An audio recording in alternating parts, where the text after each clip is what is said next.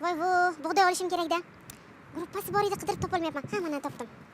Bug'doy yetkazib beramiz. Pulni tashlab bering. Alo, assalomu alaykum. Aka, siz bug'doy sotar ekansiz, ha?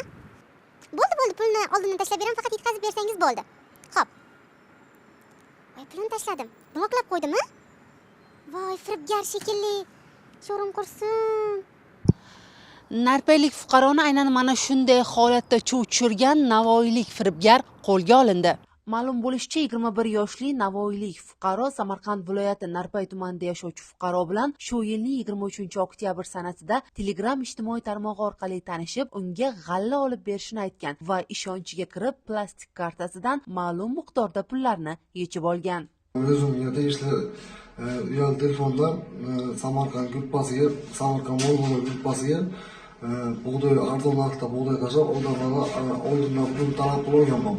Ushbu holat bo'yicha firibgarlik jinoyatini Navoiy viloyati Karmana tumanida yashovchi 2004-yilda tug'ilgan fuqaro tomonidan sodir etilganligi aniqlandi.